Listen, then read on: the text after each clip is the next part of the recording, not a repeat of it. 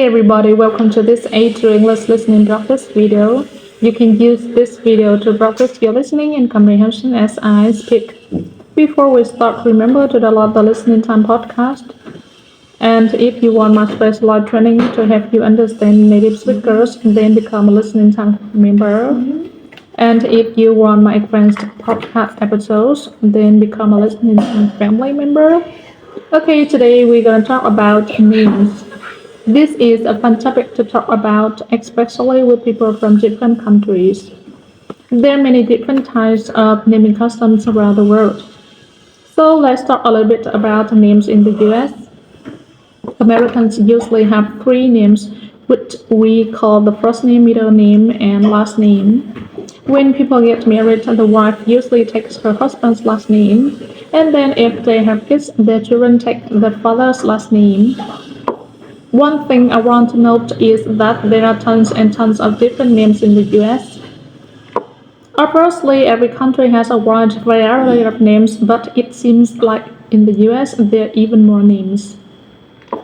Of course, there are many traditional names that have been used in English for many centuries. And there are many biblical names that people give their children. But there are also many non-traditional names that people give their children. These names might come from other languages, or they might be variations of existing names, or they might be names that the parents invented. Parents can get very creative with children's names nowadays. Let me talk a little bit about naming custom in Mexico, where I live. Here, people have first and a middle name like in the US, but they have two last names. Their first last name is their father's last name, and their second last name is their mother's last name. So, in general, Mexican names are longer than American names or names in other countries. When people get married in Mexico, the wife doesn't change her last name like in the US. She keeps both of her last names. And then if they have children, the children take their father's first last name and their mother's first last name. These two names become their two last names.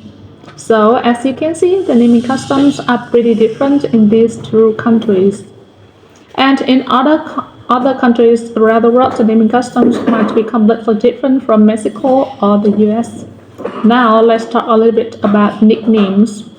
These are names that people call other people that aren't their real names.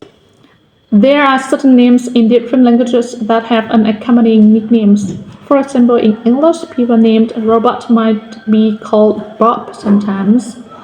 And people named Matthew might be called Matt, and people named William might be called Will.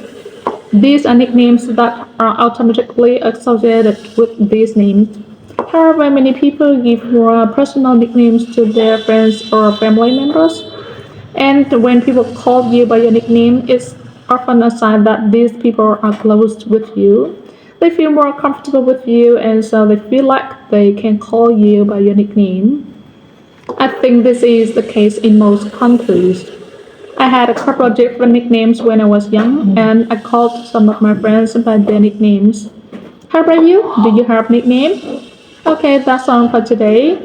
Remember to download the Listening Time podcast and become a member at patreon.com/listeningtime to receive my specialized training, which will help you understand native speakers.